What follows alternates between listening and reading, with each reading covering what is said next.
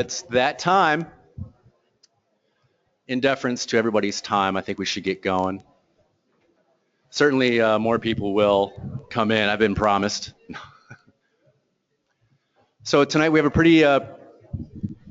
pretty busy meeting. My name is Patrick Nugent. I'm the Executive Director of Solar Washington. Just want to thank our members and sponsors. On this PowerPoint, eventually a slide will come up which shows our current sponsors. And we also have a list of several members of Solar Washington. We're a nonprofit organization. Our mission is to support solar energy, is to educate the public, homeowners, and industry folks alike about the uses and benefits of solar.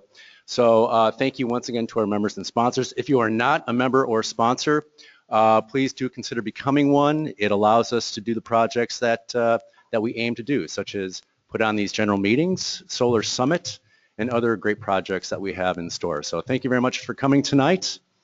On that note, I will hand it over to David Nickel, the Solar Washington Board President.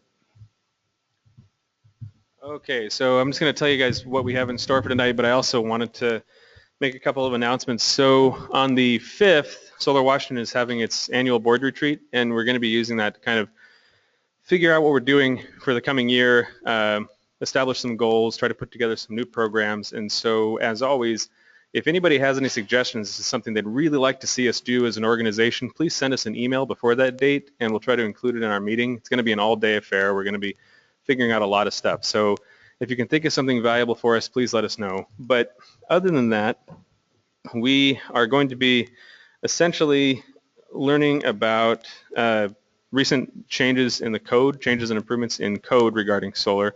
So for the first section, we'll be splitting this into two sections. For the first section, we'll have Dwayne Johnlin, Rob Chave, and Christopher Chase in that order. And then the second portion will be updates from what's going on in Olympia. And that'll be given to us by Johnny Bosch and Jeremy Smithson. So that's about it. I'm going to hand it over to Dwayne. He's here. There you go. It's all yours. So you have a clicker right here. Hey, thanks for having me. Let's see. He's gonna get the magic because we can't have talk without PowerPoint, right? So that's me. I'm the what's my title?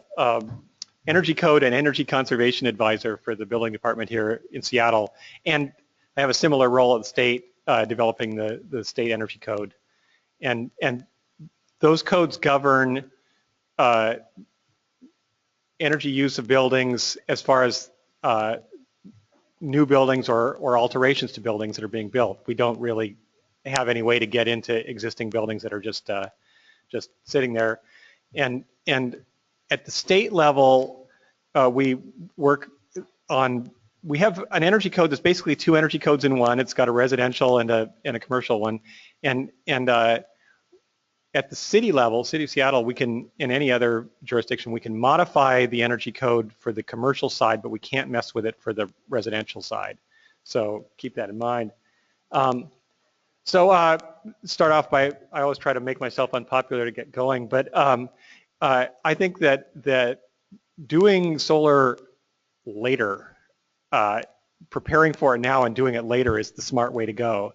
My sob story is that I 3 years ago put a 2.5 kilowatt system on my roof, which I could today buy for, what is it now, 40% less than it was 3 years ago, something like that, and probably a little better output than I got then.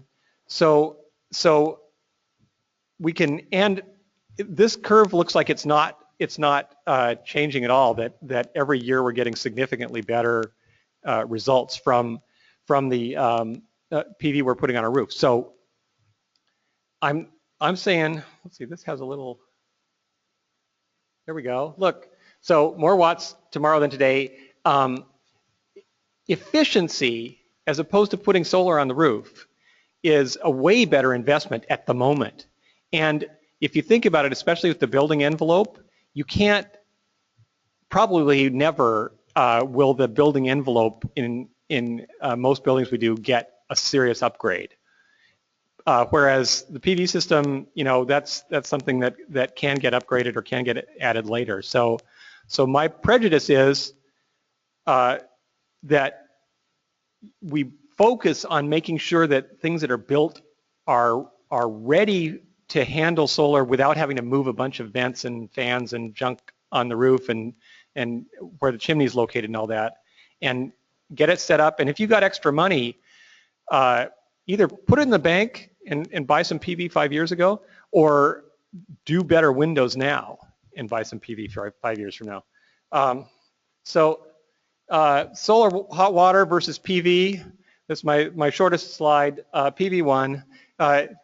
We used to advise people, yeah, it makes sense to put solar water heating on your roof too, because you get so much more energy for the dollar invested. But that is not getting cheaper, right? That's staying the same cost, and PV systems are getting cheaper, maybe dramatically cheaper going forward. So it looks now like you can buy enough PV that just by running a heat pump you could create hot water more economically than you can with this rooftop solar water heater, and then you don't have to have anybody with a wrench or something up on your roof adjusting and fixing things in the future. My system, I go up there and look at it once a year or something like that. I say, wow, this looks really cool, but there's no maintenance essentially. So like I said, the strategy here is, in Seattle, we do require on commercial buildings a little PV system. So, the idea is that's getting the industry going. It's making things possible. But the big deal is that we're making the rooftop solar ready so that as it gets more economical, you can do that later. And that's typically 40% of the roof that would be set up so that it could receive solar panels in the future. You got structural, you got the junk out of the way. But meanwhile, the energy code is getting more stringent here. This makes me really unpopular with lots of people, but getting more stringent so that the total energy your building requires as it's getting more efficient is less. And if the PV is getting cheaper and therefore more, you could see there's going to be this balance point somewhere, right, where we've gotten it efficient enough and gotten enough PV on the roof that these balance out to zero. So on the rule for commercial buildings is 70 watts per 1,000 square feet.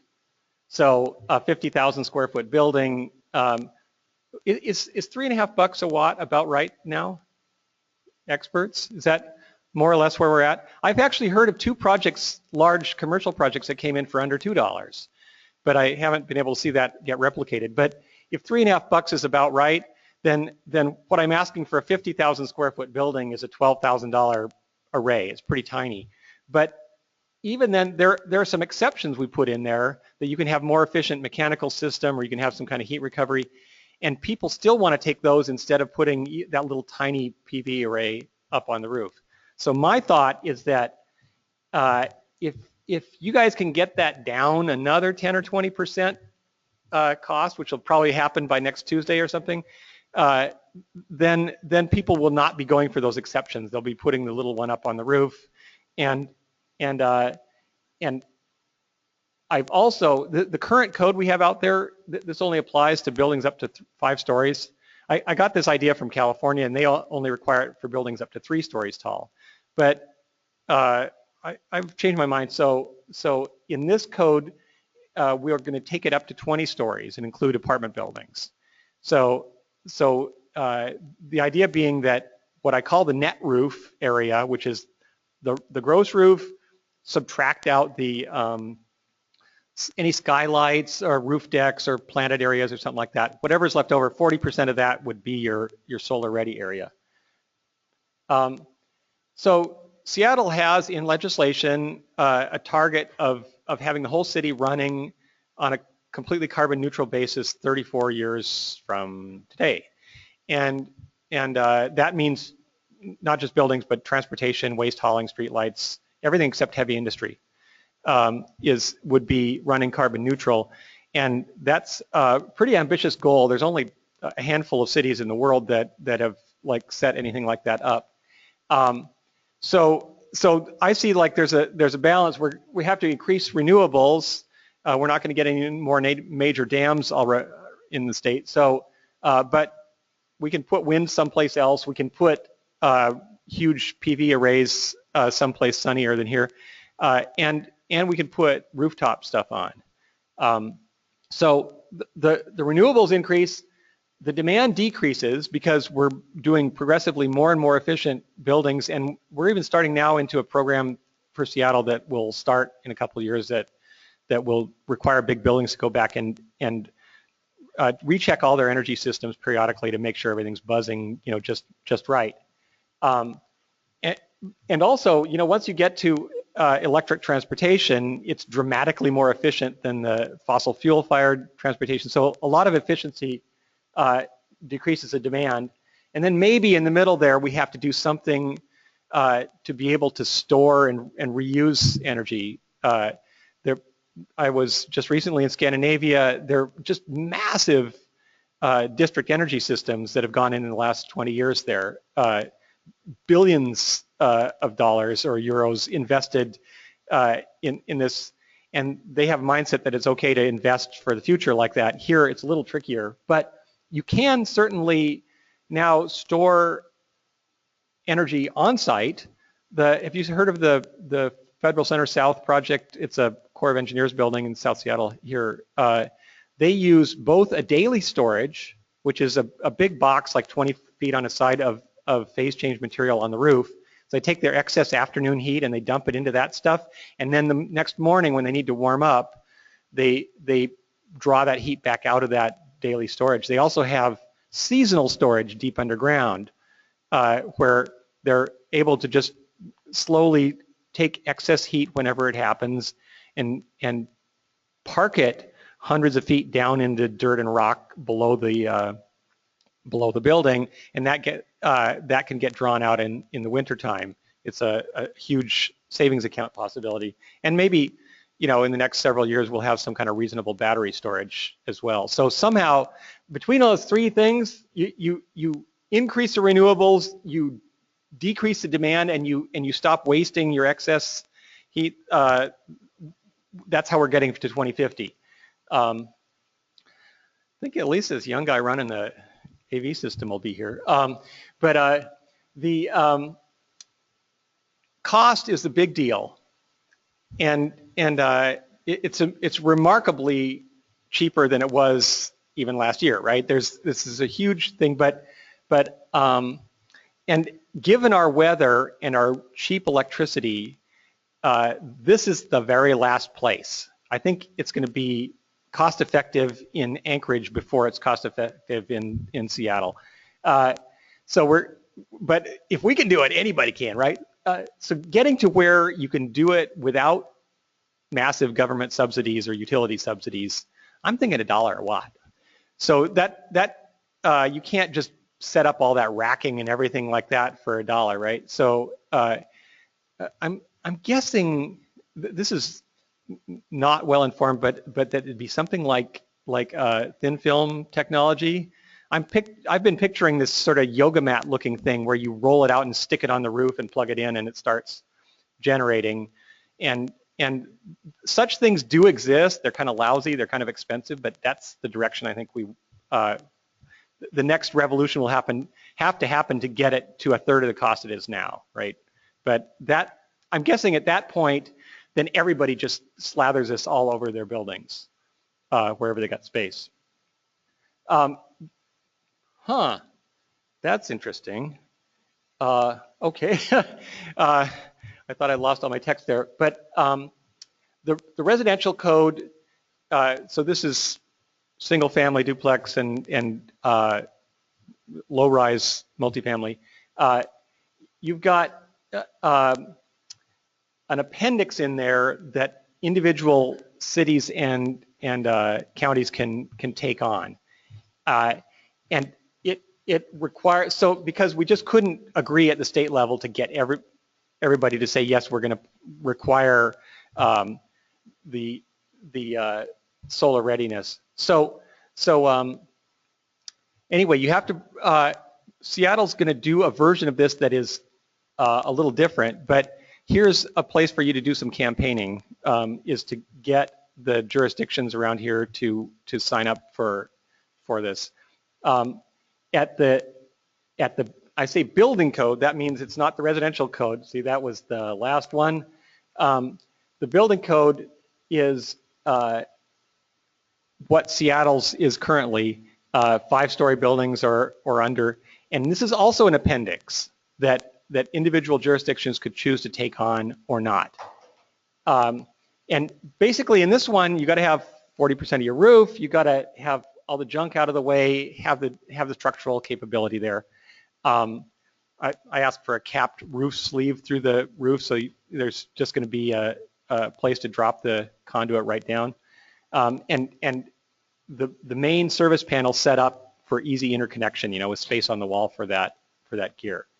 All this really, this is almost a no-cost thing except for that sleeve through the roof, because I'm just asking for a dotted line on the roof plan that says this is where the solar zone is, and some demonstration that there's space on the wall next to the service panel to be able to handle the other gear. But that can save you, as you guys in the business know, thousands and thousands of dollars, right, to have that ready for you up front. So we're going to use a simpler version, because when I presented this to our Construction Codes Advisory Board, they didn't understand it, and I started looking at it and I thought it was kind of badly worded. So we're asking the state for permission to use a different version of that appendix for Seattle. It says basically the same thing, but it's just simpler to understand.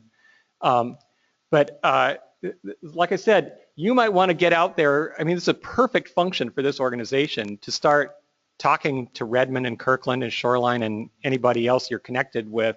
Go to their city council meetings and try to bring that on, because if you get a whole lot of jurisdictions, especially neighboring jurisdictions, doing this, then that can really catch fire.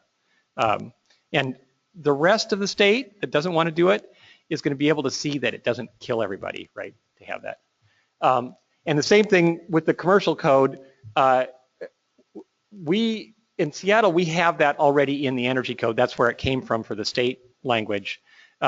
So we don't need to add it to our building code. But all these other jurisdictions, that can be part of their energy code to just, I mean, what the heck, you're building a roof and you could sort of organize your roof vents or your roof fans or attic vents so that it wasn't messing up a future layout of PV. That's not a lot to ask of a builder, and it makes a huge difference in the near future, which I figure it's not that long, right? 5 or 6 years or something like that, and they're going to be wanting to do this. Just about done here. Streamlining permitting. I think other jurisdictions in the state are taking on the same kind of thing, but we've made it as easy as possible for small residential systems to go on.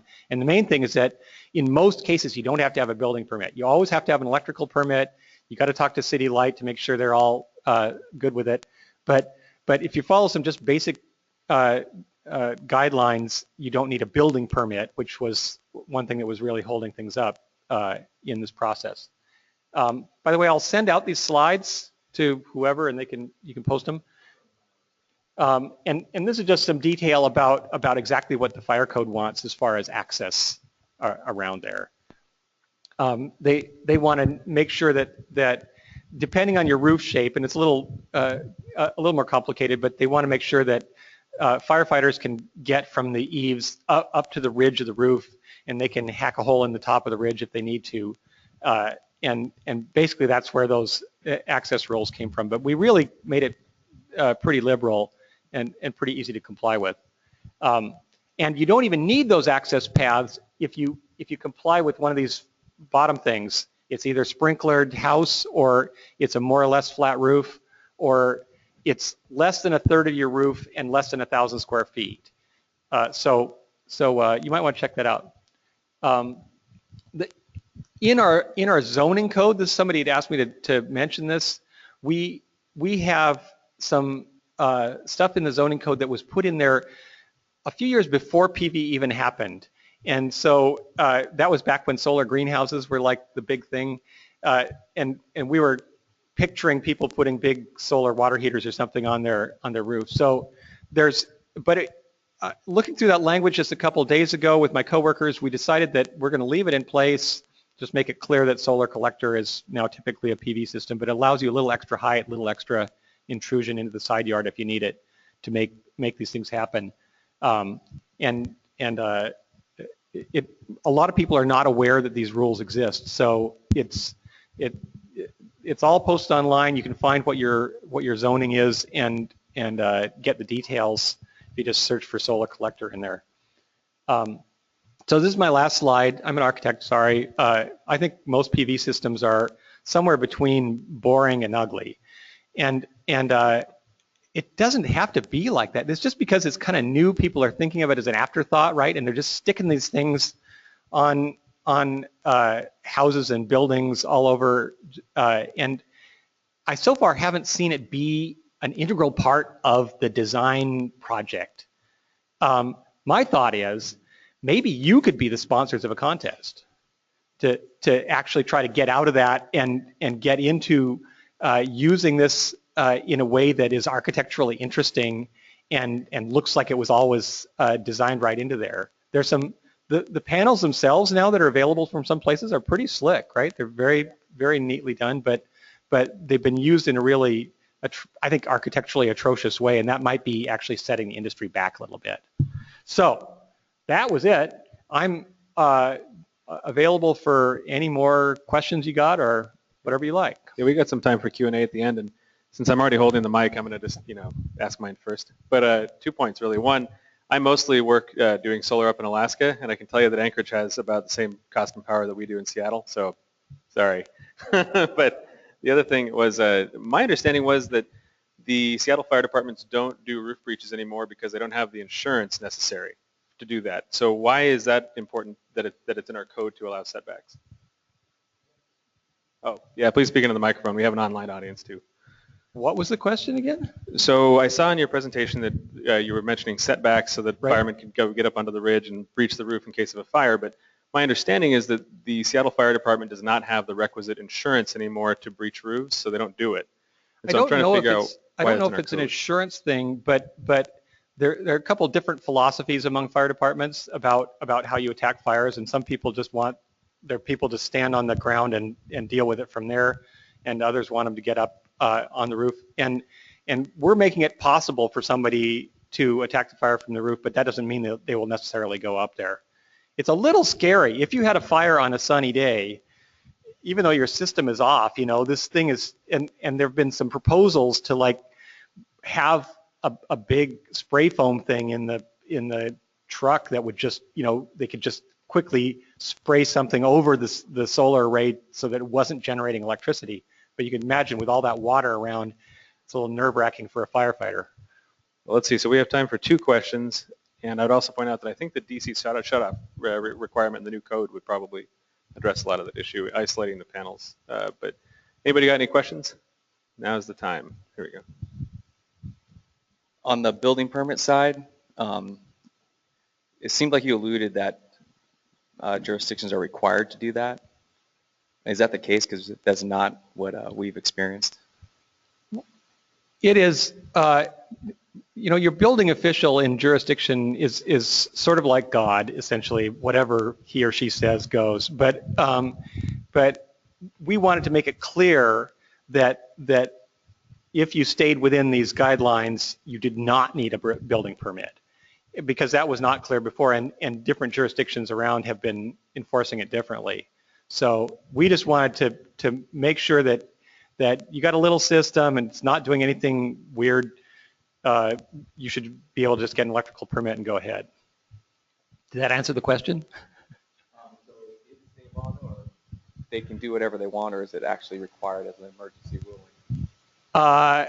It was unclear in the state rules, and so what we're doing is clarifying, and I think many other jurisdictions around the state agreed to the same kind of principle, that for simple systems on houses that we would not require a building permit.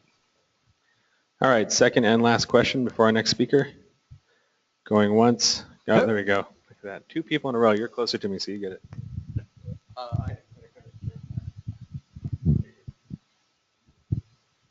Can I stack 2 questions? Or a comment? Well, just I want to comment on the beginning of your presentation. If everybody waited, the price would not come down. The price has only come down because you and I and a whole lot of other people went ahead and bought systems. And Germany and Japan and so forth and so on. So waiting, I wouldn't advise people to do that if they don't want to jump in. And the question I have is for the aesthetic side of things. I've encouraged architects for years to just try to think about a PV module as a design element, and just put it in your palette, and try to figure out what to do with it. But don't the fire code regulations get in the way of making something pleasing looking? I don't think so. I think that like with anything we do in architecture, we have a whole raft of regulations we have to comply with, and you just know those regulations and you work within them. It's just like the weather. You just deal with it, what's up there. So there's nothing stopping people from using this as a design element. It's just that, as far as I can tell, nobody thought of it yet. Yeah. Well, we got to move on to the next speaker, if you don't mind holding your question, because we're running out of time. But thank you very much, Dwayne. That was a great presentation. And you going to stick around for questions afterwards? Wonderful. Thank you. Next up is Rob Shave. Good evening, sun worshippers, even on a rainy Wednesday evening. I'm from the city of Edmonds. I'm actually a Seattle resident, so I didn't come all the way from Edmonds to be here, but yeah, it's still nice to be here.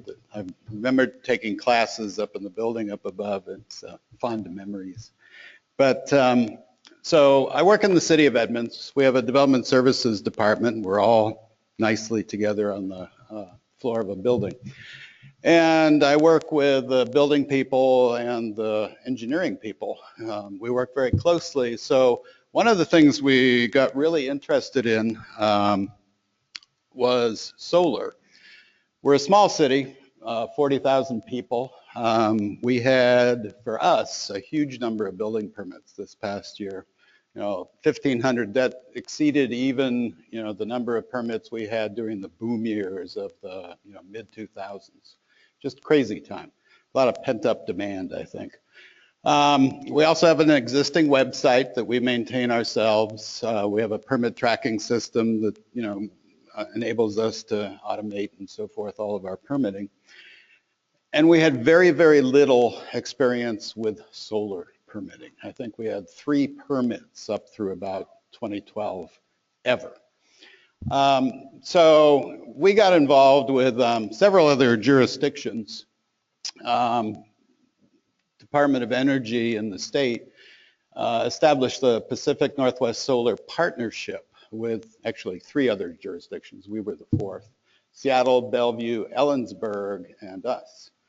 They had some grant money from the feds and basically got a collection of cities together to see if we could develop sort of, some ideas for how to improve solar permitting, how to really get government as much as possible out of the way and streamline things. And so, you could establish sort of some best practices that we might be able to share with other jurisdictions and encourage them to do the same kinds of things. So we initiated a review of what we were doing either right or wrong with solar permitting in the city of Edmonds. And, given our little experience with it, we figured out really quickly we can do a whole lot of things better.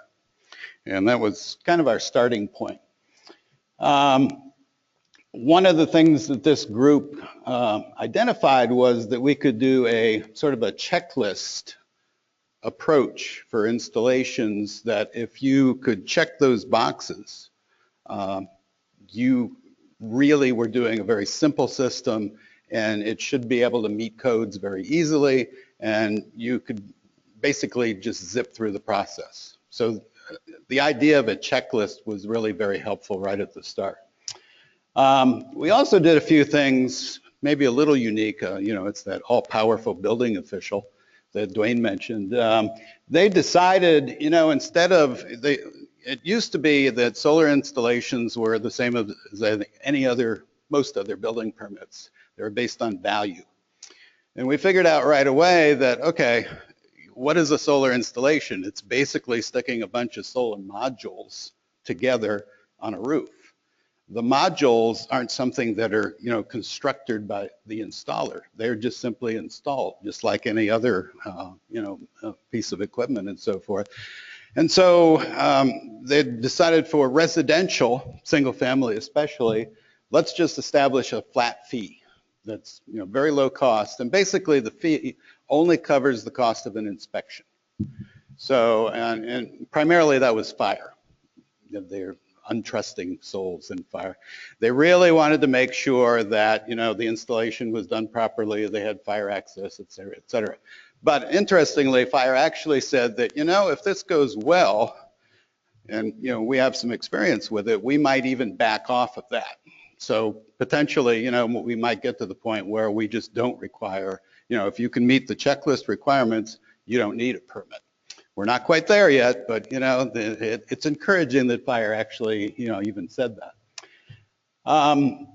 The other thing that we did was actually significantly reduce the cost of commercial permits, because getting back to the modular installations, the building official decided that when you're calculating the value of a commercial project, we weren't going to count the modules, the inverters, and so forth. All we were going to count was how much the labor essentially was. And you can imagine that just brings down the cost or the valuation, which is the basis of the permit, way, way, way, way down. Just immensely improved the fees there. And this was all done without any formal codes, amendments, city council approval, or anything else. It was just the building official decided it shall be so. He did a simple little policy statement, and there we are. So again, that was something that was fairly easy to do. Didn't cost us much, and actually made significant improvements for doing PV installations. The things that were a little trickier that actually required some code amendments had more to do with zoning. Anybody who's familiar with the Edmonds knows that we have some of the more restrictive height limits anywhere in this state that I know of. And views and all that sort of thing are all tied up in that. So we understood that a lot of buildings in Edmonds, especially residential built ones, are built right to that height limit. And if you want to put a solar installation on top of a building, you could very easily run into problems. Generally, if you're talking about a pitched roof, putting on the side, maybe not so much, but even an inch in Edmonds, potentially you are going to have to do a variance, and good luck with that. So we actually got the city council, and surprisingly, they were extremely supportive, to put actually a couple of exceptions in the zoning code specifically for solar, and actually it even covers other kinds of energy efficient installations. But basically there are two situations. One where you have a building that hasn't hit that height limit yet, but maybe it's only a foot below, and you want to put maybe a 3-foot installation on top of your roof. You've got a foot to spare, but then it starts to get up into that height limit. So we took care of that situation, and said basically you can put anything up to 3 feet in terms of a solar installation on any building. We also said that if you had a building that was already above the height limit, so say we have some that are 5 or more feet above the height limit, the 3 feet isn't going to help you. So we also had an exception that if your building is above the height limit already, you're still entitled to 3 feet. So basically, pretty much any building in Edmonds, you can put a solar installation on top of it. Now, when you're, especially with the ones that are above the height limit already, we do make people, you have to notify your neighbors. So if there's a view issue, there's room for negotiation. You are still entitled to reasonable solar access. That's the terminology we used. But, again, if, there's any question about views and that sort of thing, you can at least talk to your neighbors and see if you can identify the best place to put the solar array. We haven't run into one of those yet. We've had a number of installations and, they've all been able to pass muster without, hitting into any of those view issues. And I think a lot of that has to do with, generally they're going on pitched roofs. Nonetheless, that removes a lot of the angst about, where's my height limit? Can I put it on the roof and all those kinds of things. So that was a fairly significant thing from a zoning standpoint. Also, one of the things that we did was really focused on trying to get online, that streamlined permitting process online so that people didn't have to come into the city, submit plans in paper and all the rest of it. So we used our existing website. We used which was linked to our permitting software. And interestingly, there was no additional cost to us. It didn't cost us a thing to, add in the solar permitting into that online system because it was part of our, permit software contract. They would just basically turn it on as soon as we told them how to do it. So, we have a website, obviously. There's links on that website to, a specific location on the website that talks about solar installations, has some information, resources and so forth that you can find about it. We've also got links to the actual checklist and how you can apply online for a simple permit. You basically log in, go to the application, and here's that magical checklist. So essentially at this point, once you've gotten this far, as long as you can say yes to all of these things, and they're, will the, let's say an example, talks about the roofing, what kind of material is it from, is it no more than 3.5 pounds per square foot? A number of things that structural building code, roof and mounted installations and so forth care about. And so if you can answer yes to all these things, essentially you're done. All you have to do is pay that fee, which again, here's where you describe very simply what your project is. The fee comes up, you pay by credit card, it's a flat $145, boom. At that point, we get the permit electronically and we turn it around either the same day or next day and send them the permit electronically again. And again, we had adopted that checklist that came from the Northwest Solar Communities. The simple fee schedule was really, really important. Flat fee for residential, I think, was fairly critical. We've had, I think, 1 or 2 commercial installations, but the majority of the stuff we've seen has been, homeowners who have jumped on board. And it's all done electronically. There's no paper involved, which is very nice for us, too. Again, they're typically approved. Our experience over the last couple of years is it's within a day. And it used to be, weeks, easily. Follow-up inspections, right now there is a building inspector and the fire marshal are the only ones who actually go out. And we're hoping, a couple of years down the road after the experience, and the experience has been really good so far. There really have been no problems with any of the installations. So long as, the fire marshal and so forth gain confidence, I think they'll come on board to the point where they no longer feel they need the inspections, and at that point, we don't even need the permit. So that's kind of hoping where we're going to end up. Here's our history. Like I say, the first permits we saw for solar were in 2012. We had 3, and they were all in person. By 2013, where we just started up the online permitting, people were already figuring out that they could do it. And there were a total of 6, 5 were done online. 2014 and 15, there was a big jump. We had in the city, there was a couple of solar campaigns, Solarize Edmonds or Solarize Southwest County. And so that's partially why those numbers shot up. But at that point, we were, doing 3 dozen a year, and over 90%, at least 90% of those were online. And those weren't always necessarily the same installer who knew they could do it online. We had individual one-off installers who were, also going online and applying. So it was, from our perspective, it really worked out well. The number of permits again, and this is the average work days. So, 26 work days in 2012, that's over a month just to get a solar permit. By 2013, we'd already cut that down to, just about 2 weeks.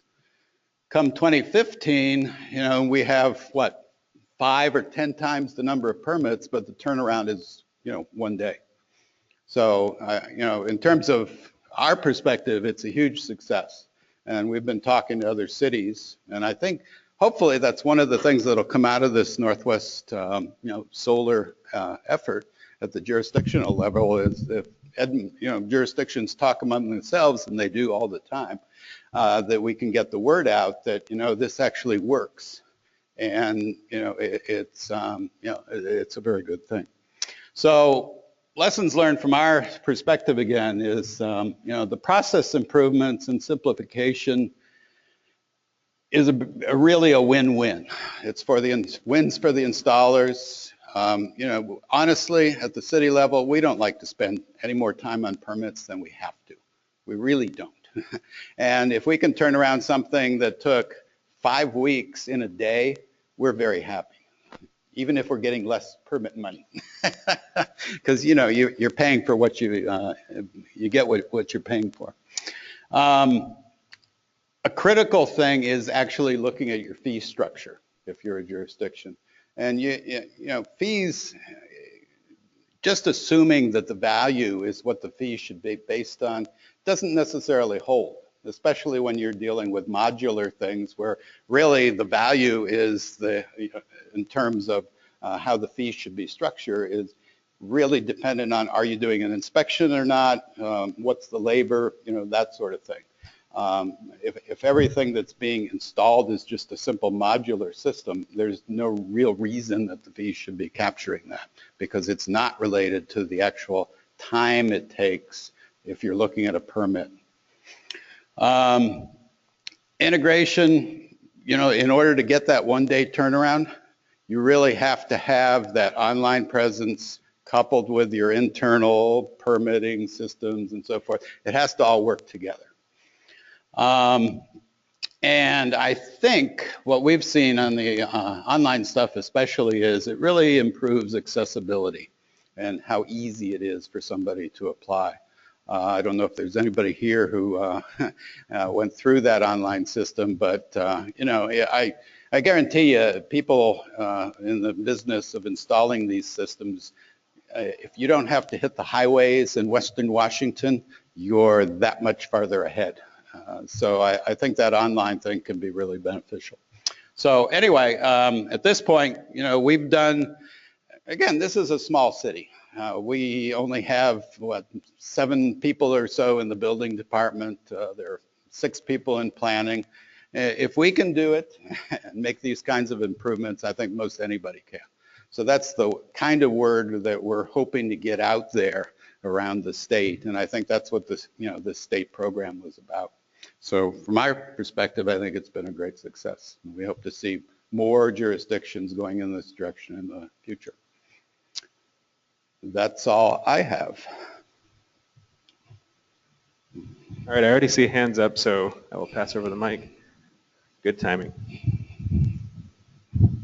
I was curious if there's a solar law in Washington state like there is in California and Colorado, other states where if a tree is in the way of a solar system, like a neighbor's tree, that person that's putting that system up can have that tree removed, cut down, so it's not impeding on the solar system. Also, I'm a little bit surprised to see that you guys did 36 systems last year for the whole year. That seems, that surprises me a bit, that number. Small or large? Very, very small. I think we need to start educating people a whole lot more on solar. I mean,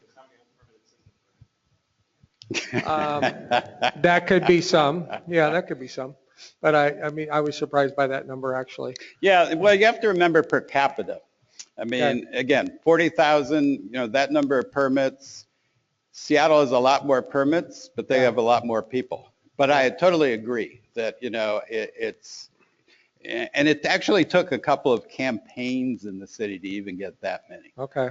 So, I mean, it's still like Dwayne was talking about a little earlier, it's a little bit of a lift to get people going on this stuff. Okay. I was also, one other question, I'll let it go. I was talking to Emma from Bellevue yesterday, and she was telling me about the Solarized Bellevue campaign and how popular it was, and they're getting ready to do another one or something. And anyway, I just. Yeah. And like I said, we had a couple of campaigns going. It kind of stretched over that 2-year period. But yeah, the Solarized campaigns are interesting because a lot more people actually showed up and showed interest than actually ended up doing the permits. So I think there's still some latent demand out there, but for various reasons. Either, you know, they didn't have the money to do it then, their roof was too old. And there were a number of factors that may have delayed some of it. So I think some of it maybe involves going back to those people. And I think, you know, the installers, when they do, you know, some of these campaigns, is at least you're starting to build a database of people who are potentially interested. And I think, you know, potentially going back and following up with those people could be a way to get them to actually take the leap. You had another question about enabling legislation in Washington. Yeah, California, I think there are a couple of states that have that sort of thing. Dwayne may know as well. But the problem, one of the problems with Washington is the property rights laws in the Constitution are so strong, it's very difficult to do. I think most of the protections for solar installations tend to be through, you know, private easements and that sort of thing. To be honest, in a place like Edmonds, where our height limits are so low, about the, you know, buildings are not the problem. Trees are going to be more of the problem. And we haven't taken, we got out of the regulating growing things several years back because, you know, we regulated heights of hedges and all kinds of stuff that were just no win. So I think at this point where you probably are with most jurisdictions is, you know, I'm pretty confident Seattle has something about if buildings tip up, you get some, a bonus or something in the height limit, that at that point you have to make sure that you're not shading an adjacent building. I don't know if you guys do anything about trees. I'd be a little surprised, but that, you know, I think it's going to take some kind of legislation at the state level before you see much going on locally with that kind of thing. And again, it traces back to that property rights, you know, constitutional stuff. Got a note on that. Tacoma had a solar access law from 89 to 97, and Portland has one, Ashland, Oregon, I think another city or two in Oregon. And there's some other ones around the nation. But we did have this in place. City Council voted for 9-0 in 89, but they voted against it. The master builders finally got a couple city council people by 97, and they did rescind it. But it did allow for solar envelope over houses, and there's also subdivision planning allowance that recommended the streets go east-west. Yeah. So the house No, there's a lot you can do for enabling solar, like especially in subdivision codes, orientation of houses and roofs, and like Dwayne was talking about what Seattle's doing now with the rooftop area and so forth. There's a lot of that kind of stuff. Trees are probably the hardest thing, I would say. There you go. There's been some discussion in our city about, could we do something like that?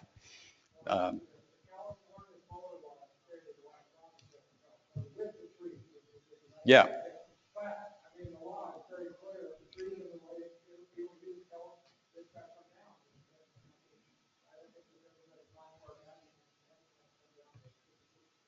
Yeah. No, from my perspective, I think maintaining good relations with your neighbors is probably the best way to go. Right. Well, we're pretty much out of time for this presentation, but thank you very much, Rob. That was great. Thanks. And I'm sure I'm going to be coming and talking to you.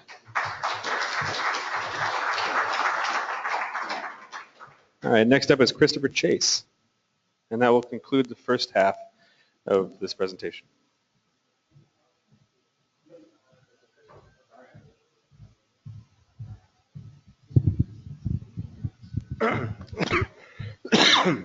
Sorry, there's no pictures for me.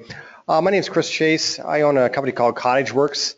I'm a small design build company originally based out of Mukilteo, Washington. I originally got my start from a guy named Mike Daffron, who did a lot of creative energy efficient building in Mukilteo, green build if you may, starting from the late 60s. I went on my own in the mid 90s. I presently reside up in Anacortes, so it's a long drive home tonight when I'm done here. I'm one of the last, for practical purposes, a dinosaur in the industry because I buy the land, I design the home, I build the home, and I sell the home. I do not do it for a client. Each project I choose individually to do. I build the house based upon whatever the land will allow me to do or gives me a feeling to do, for lack of better terms. I have done energy efficient green built LEED stuff for years. I incorporate it in my design process. As far as solar goes, I incorporate passive from day one. My last several projects, though, I have incorporated rooftop solar arrays within the design. My Campbell Lake project that I'm just finishing now in Anacortes at the base of Mount Airy, that house was sited so it faces due south, directly south. The main roof of the house is what they call a swept roof or a shed roof, depending on what your translation would be. It's a 212 pitch and it faces due south, and it's over 1,000 square feet of uninterrupted solar space, which we are putting a 36 panel system on, a PV system. The wiring for that home is a 2-panel system. One of the earlier speakers talked about saving room in a panel. I can tell you right now from a building perspective and the state electrical code requirements with the new ground fault arc requirements, pretty darn tough to find room in most of your panels with your wiring systems in homes now. We generally find we're maxing a panel just to comply with code requirements than the standard 200 amp panel. With that said, what I do is I do a sub panel next to my main panel. That's a primary function or primary need panel. So what that means is down the road, when you have more efficient battery systems, the homeowner will be able to have a primary series of circuits that are orientated towards heat, lights, and a few other functions of the house that will work when you have a power outage. The advantage of that is no generator. Where we're at in Fidalgo Island, we do experience quite a few power outages. And I think in most areas, even including Seattle and your metropolitan areas, with our grid deteriorating like it is, you're going to see more instances of power outages that are going to be more severe, and having some type of backup system, battery backup system with your solar array is going to be much more beneficial. With that said, there's a lot of talk about getting the cost of solar down in terms of meeting more market share for solar guys. I actually disagree with getting the cost down. Yes, the cost will go down in time, but what's going to really move that forward is incorporating some smart design principles in a home. One of the things I do in a home is I do a lot of in-floor heat. I do a wire coil system that's made by a company called New Heat. There's several other systems on the market. We lay down an anti-fracture membrane. The wire goes in the membrane. It's a low voltage system. We break it up into zones for rooms and areas depending upon how the array of that room works. And then we will run that off a solar system or a solar panel system. The advantage of that is that's your heating system. It's very effective. It goes under any masonry surface. That translates to tile in your entryway, tile in your bathrooms, tile in your kitchens, or any other type of rock. Very efficient, very few moving parts, very few problems. Works really well.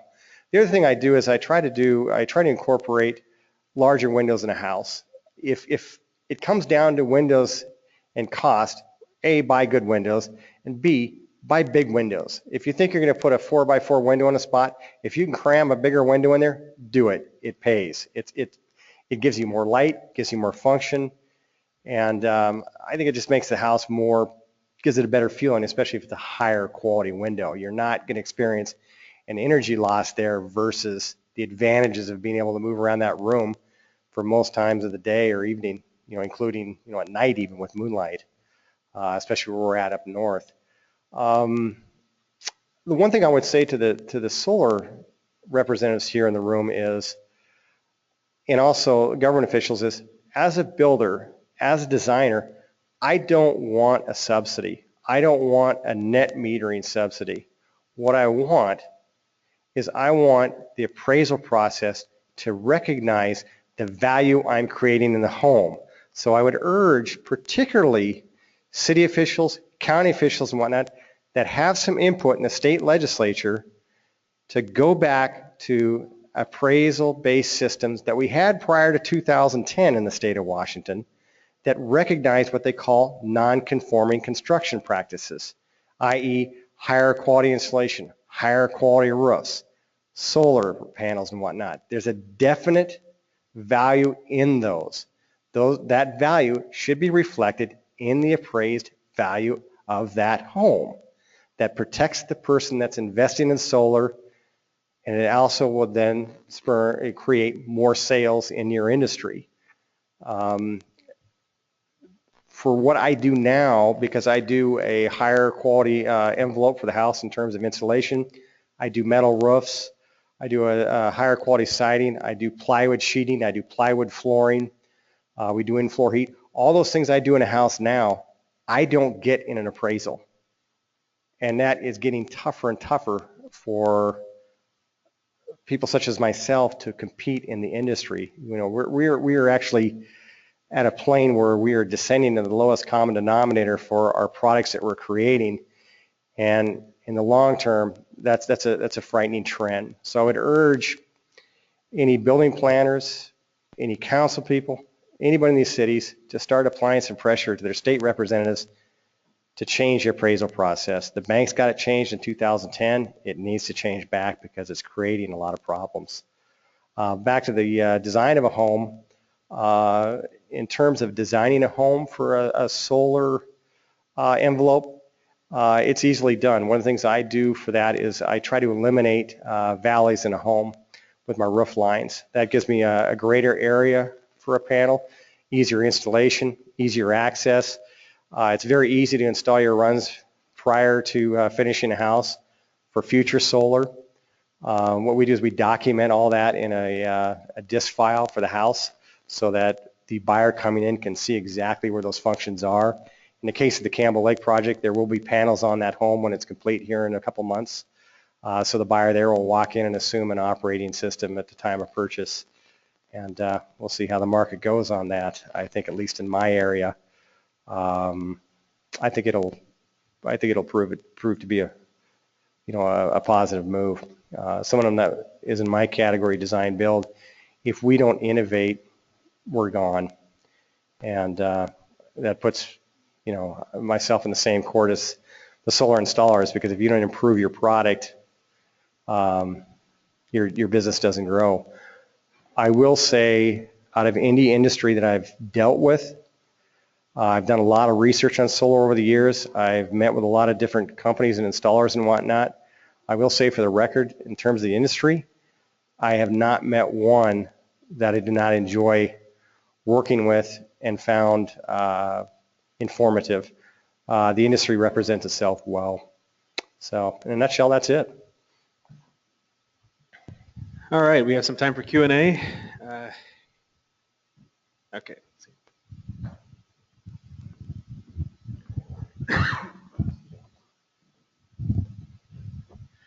Jack Herndon, I'm a homeowner in a house that has a lot of characteristics similar to what you're talking about. And what I find is the way that the home operates is very directly related to the understanding that the people that own that home have of how the systems are supposed to work. And do you provide an operation manual for the homes you build? I do, but what I try to do is keep it as simple as possible. Some of the earlier houses I built, I did in-slab heat, via water. And what we found was the homeowner really couldn't, no matter what amount of time you spent to bring them up to speed on it, it was still problematic. So that's one of the reasons why we went to like the new heat and floor system. It was much simpler to use. There wasn't moving parts. So it follows kind of that KISS philosophy, which is keep it simple, stupid. And so in terms of a homeowner goes, the thermostat controls for those, very easy to understand. They're all programmable. We supply an extensive guide to everything in the house. And this might sound weird, but I still, keep in touch with almost every person that's bought a house from me over the years. In a lot of cases, I still have keys when they're out of town. Something goes on, I still get a call to take care of this, take care of that. I've got a couple of clients that have bought 2 or 3 houses, either within themselves or their families from me. So, yeah, we do give them a pretty extensive operating manual per se for the home.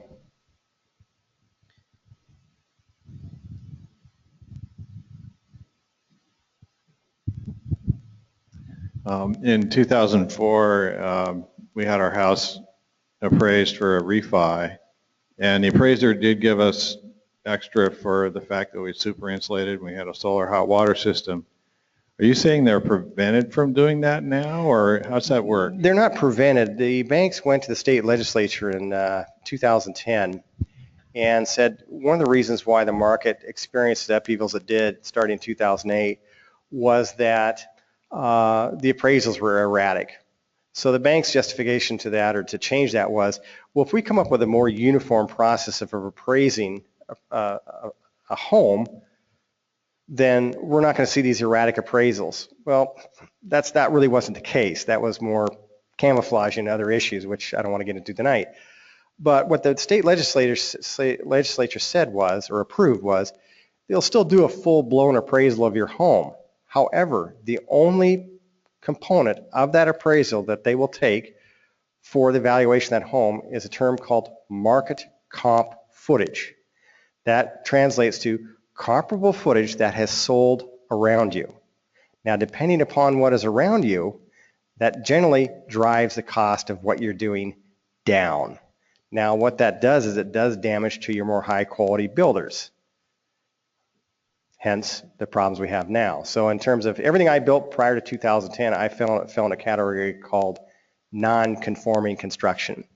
That forced the bank then to send out a superior appraiser that understood construction. I would hand them a digital file containing all the materials that went into the house, pictures of the actual installation of that material, showing actually the type of installation we use, showing the type of bar we use in the foundation, showing the type of heating systems we incorporated and the efficiency of those, the roof systems, the type of metal we used on the roof, the sheeting. We would give them a very, very in-depth file. Prior to 2010, my stuff would appraise at approximately 40% higher than the track stuff next door to us. So if someone like a Murray Franklin or a Centex came in near me, I'd kill them. And we would deliver a superior product for a very aggressive price. And it made me very successful. I can't complain on that. But that's changed. So here we are. Do you think it's an education issue with the appraiser? I mean, as an organization, we've No. been talking about, working on that. I don't. I come from a family background. My dad ran Union Bank, Standard Charter out of California. He ran the real estate finance division for CFirst for a number of years. Understand the industry really well. It has changed. Banks primarily now want to roll a mortgage. They don't want to understand it. So it's not an education process. A prime example of that is the average appraisal prior to 2008 cost approximately $350. That same appraisal now is $150. And most of those appraisals are done on Google Earth. So a guy's not even looking at the particular house that's in question. So it's not a process of education. It's, you had some dynamite appraisers back in the day that really knew their thing. Those people are gone. They're out of the industry. Okay. Any more questions? We might have time for one more before we cut it off. Okay, I see Bob up in the front.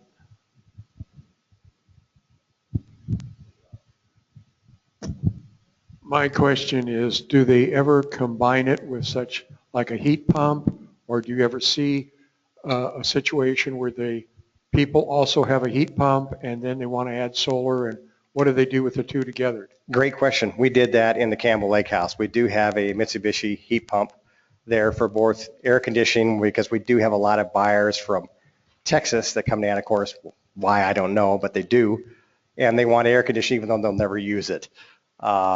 Especially since we orientate the house to really, what do you want to say, function with the prevailing winds. One of the things we do in the main living areas is we do, that face south, we do floor to ceiling windows. The bottom of those windows open.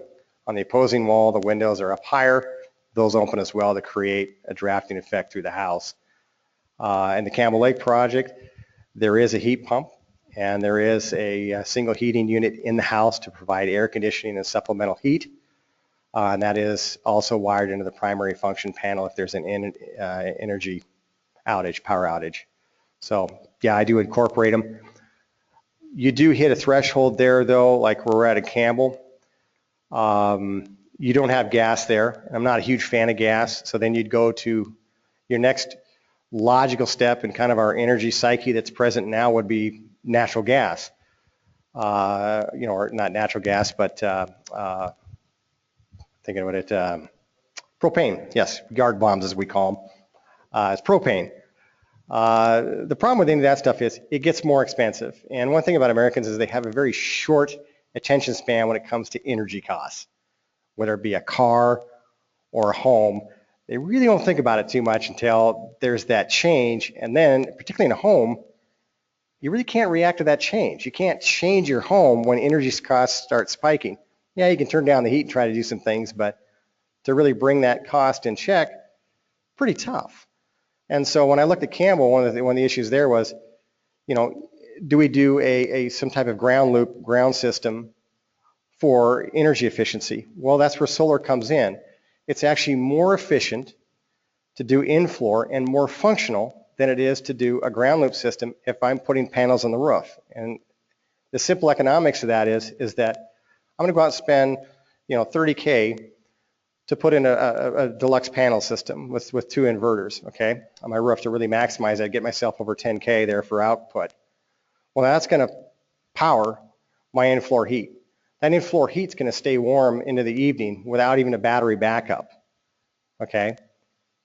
I'm producing my energy. Now, I paid for that system, but if I'm going to do a ground loop system, I'm going to spend $30,000 to $40,000 piping that thing, and then I'm going to have at least 2 pump systems to drive it. So now I've got a lot more moving parts, and I've got a higher energy use, and I've got a lower comfort zone. Because I don't know if any of you have in-floor heat in your house, and your floors for your bathrooms and entryways and whatnot in your kitchens. Pretty nice on the feet, especially in our climate. It dries the house out. It makes it much more comfortable. It doesn't make any noise. And you own the system because it's on your roof. So when you start applying the overall design of the house to the function of solar, the math starts working, and it works today at today's prices. It's just changing the formula of how we heat a house and how we function in a house. An example, my own home, which is on the end of Smilk Bay, I face due south. I have 12-foot tall glass windows on my main floor. I've got 4 in-floor heat areas in my house that make up less than 600 square feet in the entire home. It's a smaller home. I have supplemental heat there, in-wall heat. My in-wall heat this year never went on. My in-floor heat heated the home the whole time, and that was on a panel system. And that was on a 7 kilowatt system, and it heated the home. So with that in mind, you know, the ability to effectively keep a house warm and make a house functional, it's already there. It's a matter of changing how we design a house, and that's not that hard. It really isn't. Oh, all right, we're out of time, but thanks a lot, Chris. That was great. Yeah, I'm heading north. I'll leave some cards here, so. Excellent. Okay, yeah, leave some cards. And I'll get out of here. Thank you.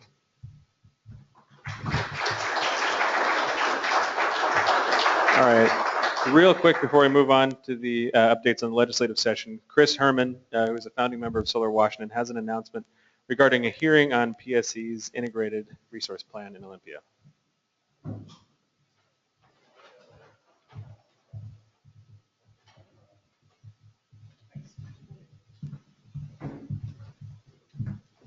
All right, I'll make this real short, and those of you that know me are going, yeah, right. So I'm Chris Herman, and one of the founding members. 9 months ago, I got diagnosed with pancreatic cancer, and I've still been fighting it and doing pretty well. Yesterday, they gave me a new kind of chemo, and the side effects are not going so well. So 2 weeks ago, I was on a panel discussion put on by the Sierra Club about powering past coal, and I was the solar expert, and there's a hearing on Friday, day after tomorrow, about Puget Sound Energy's integrated resource plan. So every 5 years, they got to put together a plan so that the utilities and transportation and the energy people at the state can go, yeah, that sounds good. It's good for the state. Go for it. So I agreed to go down and testify, and I can't do it. So if there's anybody that can do this on short notice, we even have a ride for you from Queen. You are? Okay. Is there anybody else? Because if you're already scheduled, they were looking for a business owner specifically. What kind of information is in the presentation? I've got an 18-page document that was put out by the Sierra Club that talks about the IRP, their position on it, and then what they want from the solar person. So I can give you all of that stuff. But, okay, should I pass it along to Patrick? Because I didn't bring the 18-page thing with me, but. Yeah, that'd be greatly appreciated. It's a worthwhile cause, and if there was a way I could do it physically, I would be there. Got to listen to the little voice, you know. Yeah, so typically, if there was anyone who talked about how solar doesn't cost $450 a watt to install on residential, that might be very useful. So I'm the one who wrote that. Oh, thank you. Brian, you're going to be at the Finney Market Pub afterwards? Yeah. Let's talk. Okay, we'll talk. Cool. Thanks. All right, thanks a lot. Okay, so next up is Johnny Bosch, followed by Jeremy Smithson. You guys want to go up together and co-present? I have 2 microphones.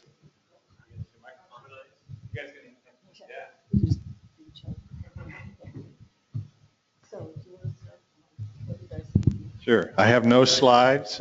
I have no information. We don't know what's going on. That was quick. I really. So our solar bill, House Bill, engrossed second substitute House Bill 2346 has been hijacked. It is now political football between Senator Doug Erickson and the governor. And so there's a lot of work being done, but it's out of our hands. So we did see a minor improvement in the incentive rates when the bill came out of appropriations in the House. I think that was just like a little, I don't know, token of their appreciation of our efforts, but there wasn't much that they could do. And then it went to the Senate, where there was a clause inserted in every section that kills the solar program if the Department of Ecology adopts the Clean Air Rule. So we're actually kind of flattered that our bill has that much leverage that they would use it that way. So, I mean, there's two ways of looking at this. So we're hoping for the best. The House definitely will not pass the bill. They will not accept the bill with those clauses in it. Okay. No, I was down in Olympia today too, and asking about it, and I talked with Representative Joe Fitzgibbon and just said, where are you on this? And he goes, it is not moving out of the House with that poison pill language. And the language really is in there because Erickson's really annoyed with the governor. So ITEC has been working on him. The only way to probably get by this, if we can get by it at all, because otherwise it'll die in the House. I mean, just if they can take that language off, we're going to try to, if one way to speculate about it, nobody knows for sure, is let's see, where are we right now? It's being held in Ways and Means in the Senate, and it's part of the budget process at this point. So it's called Necessary to Implement the Budget, or NTIB. So there's a whole lot of finagling going on around, can we get the incentive up a little more? What's the price for that? What are they going to trade off? Will it go to the House with the poison pill language? If it gets to the House with the poison pill language, the House said they'll strip it off. Then it would go, what everybody thinks is, we go back for conference committee. They don't do conference committees anymore because they're open to the public. So they do concurrence. And the question would be, maybe one aspect is, could you get it back for concurrence and get enough Republican votes to pass it? So it's kind of on black ice, is what we used to call it when I was a kid.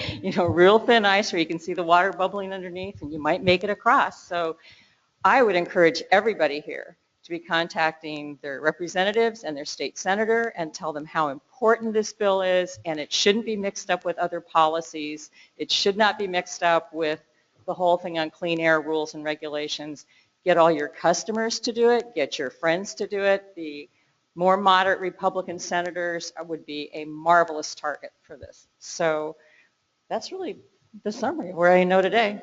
Yeah, that's it. I know you guys are going to have questions, so I'm going to borrow that mic. You guys can use that mic for the questions. Okay. Actually, I'm going to start off with the questions. If this does pass, when will it actually go into effect and be implemented? I've heard May 30th, I heard June 30th. Well, it would be July 1st.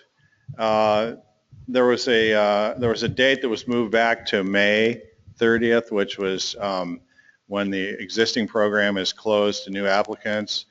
The idea behind that was, to give a little breathing room for the changeover, but that was actually moved back in an amendment, so it's July 1st if it would take effect, if it passes. Yeah. Could you explain the poison pill thing? I've read about it and I don't get it. Well, okay. Why is it in every section? My first question was, can the governor just do a line item veto?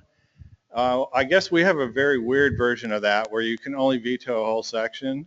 So in every section of the bill, the last clause says that if the Department of Ecology adopts the clean air rule, this section expires.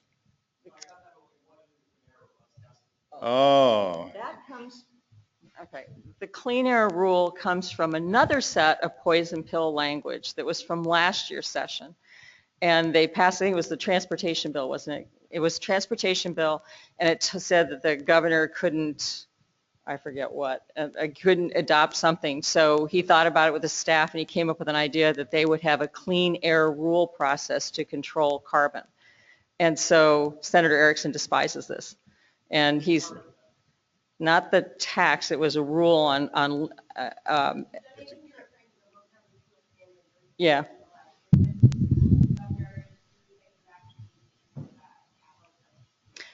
And it would apply to about 70 different facilities in the state. And so Erickson, who actually served on the governor's CLUE, the committee they had several years ago looking at carbon, just hates this stuff. And so out of the blue, I mean, you have to consider that stakeholders have been working on this solar bill for 3 years now, 4 years. The Solar Installers of Washington led the fight this year, narrowed it down. We've had stakeholders sitting not even a week ago agreeing on all the final amendments. All the stakeholders are agreeing on the final amendments. Took it to the Senate, and the next night, these unannounced poison pill sections were on paragraphs were on every section of the bill. It's very frustrating. It's really, when they tell you politics is personal and the personal is politics, it is. And that's really what it boils down to at this point. We knew Senator Erickson was really a buzzsaw. We saw that at the concluding hearing for the Climate Legislative and Executive Work Group, the CLEW that she was talking about. Each member of the group had an opening statement, and Senator Erickson basically said, "We need carbon, plants use it." And his opposite in that group, Senator Rankin, said, said we have to do everything we can to limit carbon. So, these were two opposing voices in the same group that was supposed to try to accomplish something. So we knew what we're, kind of what we were headed for with Senator Erickson, and he's a very clever guy. I've watched him in action enough to, if nothing else, kind of appreciate that he really thinks things through and sets up his game so that he can win. Somebody needs to sell him a really, really, really cheap solar installation. Compromise. Hi. So you said the night before the Erickson hearing, there was a meeting, or day before anyway, that everybody agreed. Has the word spread around Olympia that everybody agreed that the correct version was the version in front of the Senate before the poison pill language? I mean, does everybody really get that? Yeah, in every, just if you attended the hearings last year or last session versus the hearings this session, the difference is remarkable. Everybody was basically agreeing on everything except, for some minor things that they wanted to clean up. As opposed to last time around when there were some major disagreements or a lot of hesitancy on the parts of, some of the stakeholders. This time everybody's like, we got to get this thing done, but here we are. So a quick follow-up then, if Erickson's language then comes out, new things will not go back up for negotiation, rates, terms, it won't go back up to be renegotiated, correct? Right. The only thing that we're hoping for is that in the budget negotiations, we get some better rates. The other thing that has been mentioned by numerous stakeholders in all of the hearings so far is the rates are too low. We think the incentive rates are too low to spur adoption. We need something a little more. And that message has been consistent. So it's really up to the number crunchers to figure out, how what we can get. We've suggested some alternative methods of computing the rates, or maybe capping the total amount that a participant can get in order to prevent overpayment that we have had, with the 54 cents. And so we may see something like that. We've got a lot of people thinking about it. Glenn Blackman of the Department of Commerce, we keep bugging him and trying to get him to put it in his spreadsheets, and he's working with us on it kind of. Representative Morris has some kind of idea in this regard. God knows what that is, but so people are thinking about, how can we make this work in the budget and get some better rates. But other than that, pretty much, we just, all the stakeholders just want to see this thing happen. I just want to underline that at the striker language with the poison pill language was available, I think, the evening or so before the hearing. I think of the 23 people who spoke at the Senate hearing, they either said, I haven't read the striker yet because it's so recent, so I'm going to speak to the House version, which we basically like with some small tweaks. Or they said, we've read this and we're really worried that this language will prevent this from passing. Nobody supports that language that was working on the bill. Well, can you suggest someplace else for the clean air, clean energy part to go to another bill or something else? Is there another bill that you could sell it on? Well, the problem is that there was no agreement in the legislature on any of that. So the governor decided, let's try executive action to get it done, at least do something. I'm not particularly impressed with with the clean air rule. I don't think it's comprehensive enough, but you know, there are a lot of people that think it goes too far, that it's going to, you know, kill jobs, whatever. And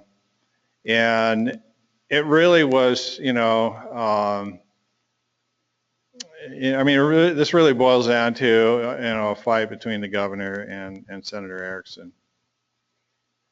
There have also been a couple other bills that are dead now for the session that had language that said, and we direct the agencies to never adopt any rules on carbon limits unless directed by the legislature. So there were attempts made to sprinkle something similar in other places. None of them are moving at this point.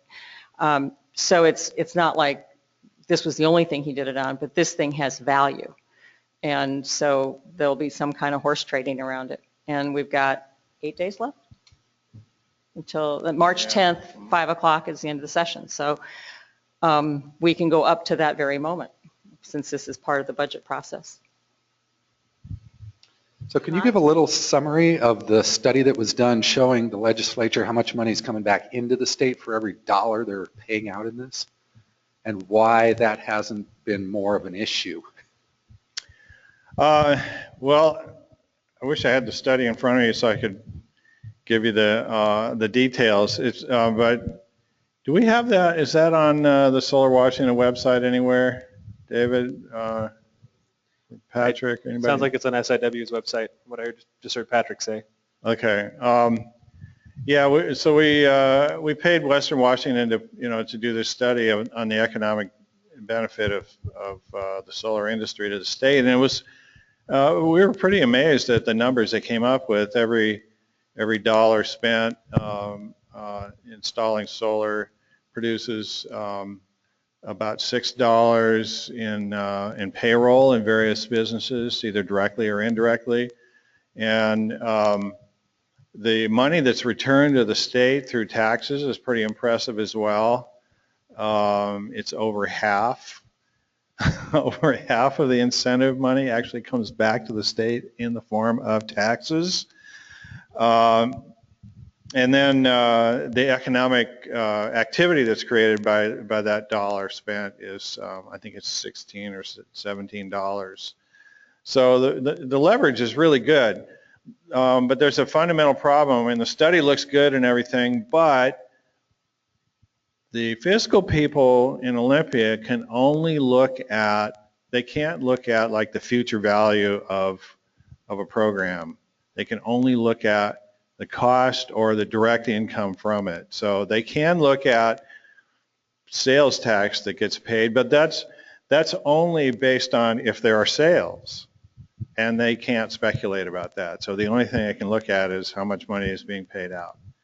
Yeah, it's kind of frustrating, but nevertheless, there's been the people we've discussed the study with have been receptive, and the more we talk it up, the better that is.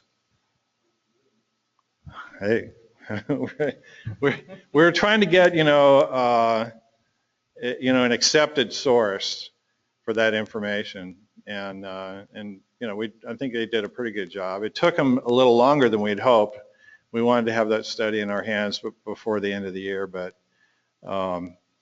nevertheless, we got it done, and we'll just keep using it in the future. Okay, I see a question up front.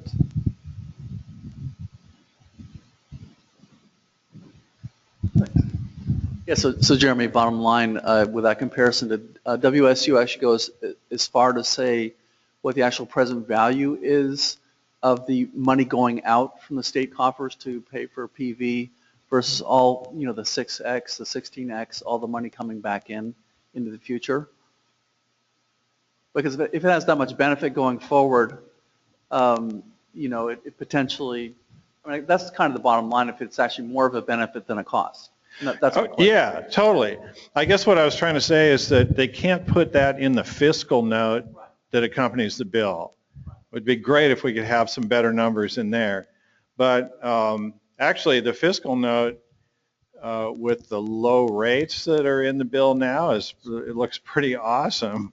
I mean, if I was, doing the budget negotiations, I'd be looking at those first two biennia going, hey, this is not too bad. But we would like to, you know, for those other numbers to be considered, but they can't really put that in the fiscal mode. Got it. We have a question from our online audience. If this bill passes, do existing solar installations still receive their original incentive while new installations would get the new incentive structure, or does the new incentive structure apply to everybody? The answer is that the participants in the existing program would continue with that program as it is. There are places where the incentive levels have been reduced already. They would have the option of going back to the original incentive levels. In the places where we're just anticipating that we'll have a lower incentive payment, that would just remain at the existing incentive. So really, it'd be like two programs: one that's continuing, and another one that's going to pick up where that one, when that one closes on to new applicants on July 1st.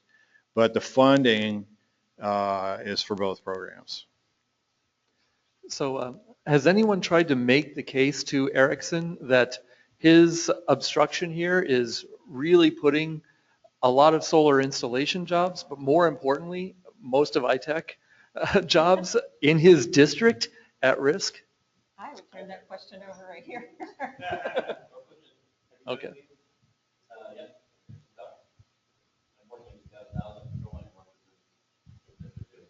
Yeah.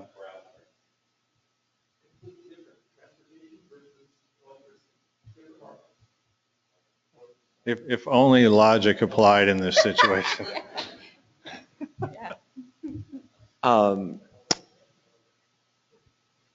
Sadly, not different markets when it comes to the cap.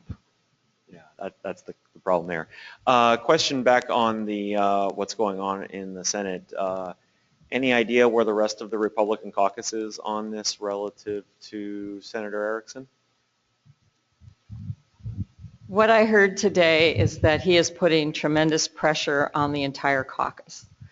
And so as they get to the end of the year and they're horse trading in various areas on various bills, he's being very strong, we'll put it that way, very adamant on his position. That's rumor, that's what I heard today.